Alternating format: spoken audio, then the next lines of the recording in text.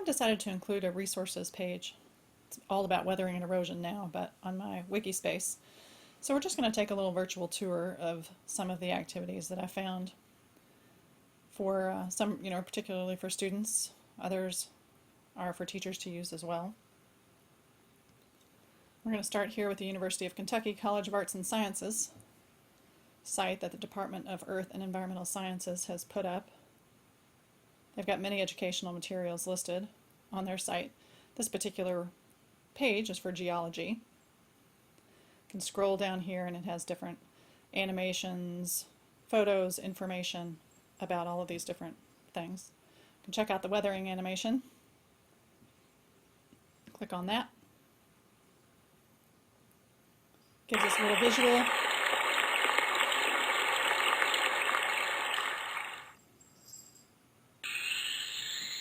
Over here we can read more about the types of weathering by scrolling up and down.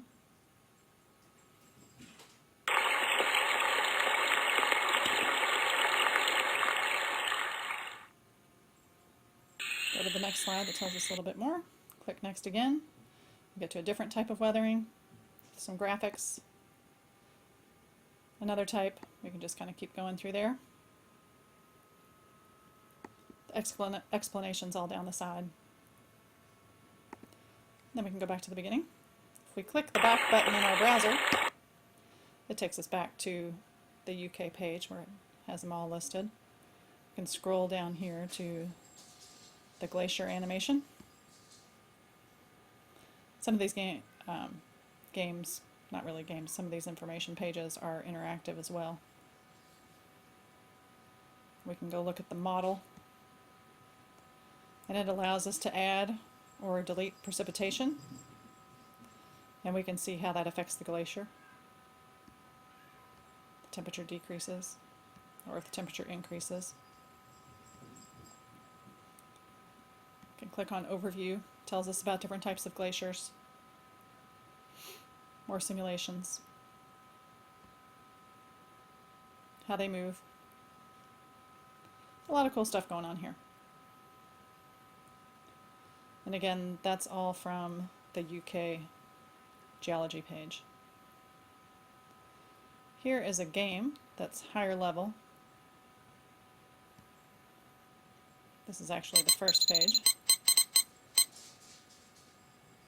It offers 5 different types of rapid earth changes: earthquakes, tsunamis, hurricanes, wildfires, and floods. You can choose one,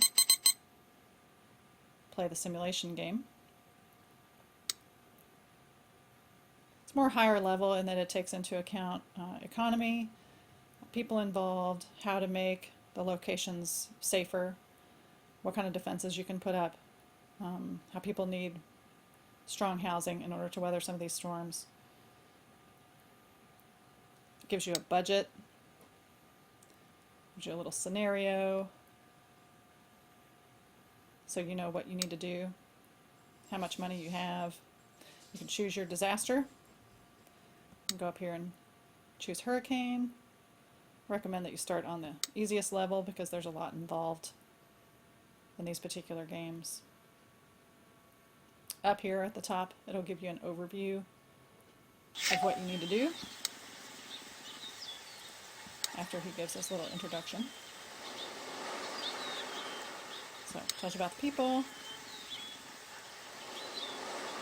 the lifestyles they lead, their economy, what you need to do to protect people, what your budget is,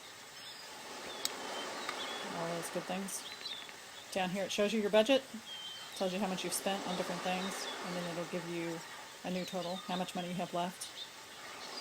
Here's the population that you need to create housing for before the storm hits, how many are already housed, sheltered. Here's a map of the islands we're looking at here in the Caribbean. And here's our disaster probability. As time goes on, this line gets further and further up this way and the hurricane becomes imminent. So we've only got so much time to build up your defenses and to get your people housed. In the easier version, here's the Start Disaster button. As it gets closer to hurricane time, this will eventually turn red. and then you can start your disaster whenever you feel like you're ready. In the higher levels, I don't believe it does that. I think the disaster just strikes. It doesn't ask you to choose when that happens. So this will give you the overview again. Here's the island we're looking at right now. Here are the other islands surrounding it. Your objectives: need to build a school, build a hospital, that kind of stuff. Okay. And then you can begin, almost each of these little squares will tell you something about what's going on here. So you can click on that and get more information, build up some defenses for it. You can develop it, put some other kind of building on it. So you can use your arrow keys to move around the island. We're going to go back here. We're required to build a school. So let's go back here and we can click develop. And then when it brings up this box, you put your mouse over the arrow keys and you can scroll down. It doesn't allow you to scroll with the mouse like you normally would. You actually have to click these arrows to be able to do that. So here's the school. It's going to cost us $1,000 to build. I'm going to put it up right there. So here's our remaining budget.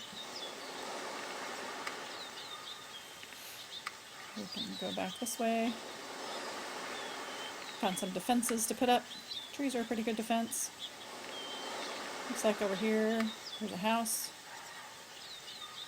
Several houses. We better put some defenses up over here. We can put up click on the defenses button. We can put up some sand dunes. They're a little expensive. Put a sand dune there.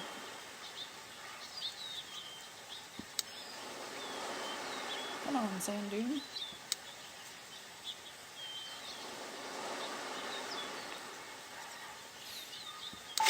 There it is. Then we probably need another sand dune here. We can just repeat the last build. That saves us a little bit of time. So if we just did a sand dune, we can do some more sand dunes. All right here without too much added time. So you can kind of see how that goes. You need to build shelter for people. Try to find safer spots, like maybe back here. You can develop that. Put a house on it. Put a concrete house. It seems to me like it would withstand a hurricane better than other things. So you can see down here now we're down to 107 people that are unhoused. So before the hurricane hits, it's getting a little bit closer, but not much. We have to make sure everybody gets housed. So you basically go around the island, just checking out your defenses and building things in safer spots for people.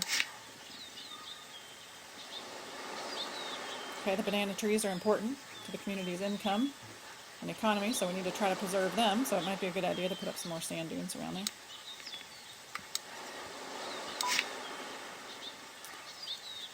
Oh, whoops. Can't click do last rebuild there because I forgot I just built a house, so that doesn't work. Go back and choose sand dune again.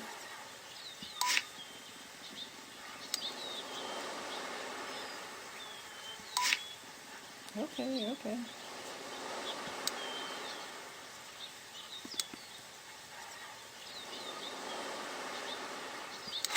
There it goes.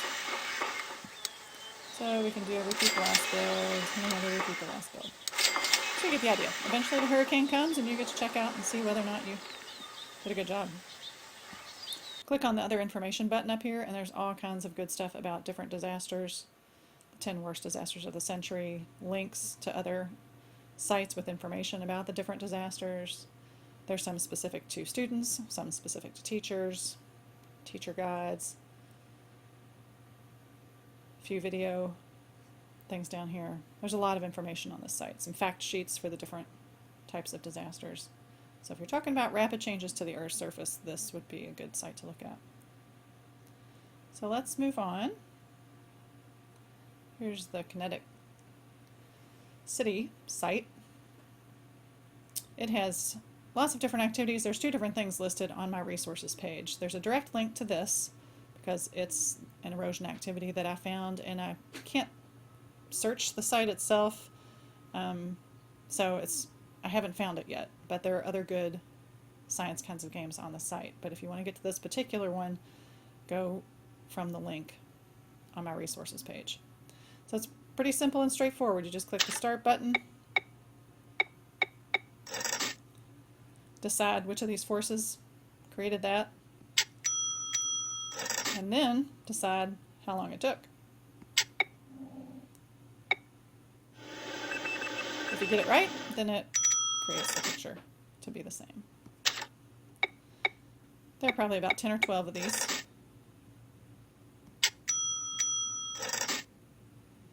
Let's see.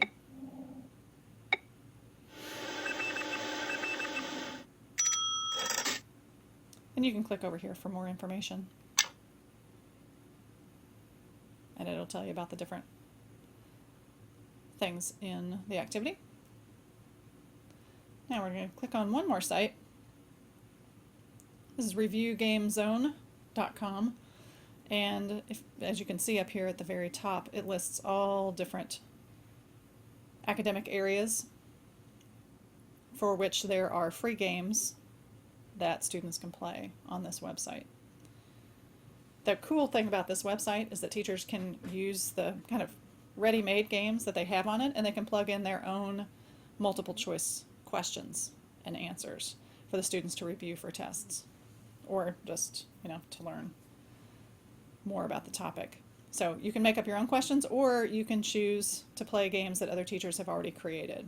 So for our purposes, we're going to click on the science link. We're going to scroll down, gives you different topics. We're going to go to the geology section. Gives us a list of geology games. Erosion, deposition, weathering, and soil just happens to be the first category, so we're going to choose that category. The link on my site, there's two links on my site. One will actually bring you here to this page, so you can skip all those first few windows. And as you look, this is all of the games that have been created for anything that has to do with weathering, erosion. If we scroll all the way down, there are a lot of them. And you can see that there are more. There's another 25 games after this, and more after that. So we can look at the grade levels, which are listed over here to the right for each game. Some of the games go along with specific standards for specific states. We're going to choose a 3rd to 5th grade game. Let's look at the weathering, erosion, and deposition. We can click on that. This is just an advertisement, so scroll on down past that. For teachers, wait, let me go back just a minute. For teachers, if you want to give your students games to play, you can preview the questions first. So you can click on Preview Questions, and it shows you which questions are plugged into this particular game. So like I said, you can create your own, or you can go through these questions and see if the questions other teachers have put in cover your material. So we'll click on title of the game. We'll scroll down, choose one. Some of these are a little, they take some playing around with to figure out exactly how to make them work. Most of them have directions on the game. And click Start. Start again. It asks you a question. All of the following are causes of physical weathering except. Choose one. Acid rain, and then it lets you play for a minute. So you just use your mouse to move your pointer, and then you click your mouse to shoot the ball out. My computer's running a little bit slow, so I get ahead of it sometimes. If you get 3 in a row, then you get to knock some down. Trying to match up the colors is the idea. After I do this for a minute, it'll give me another question. What process creates new sand in a desert?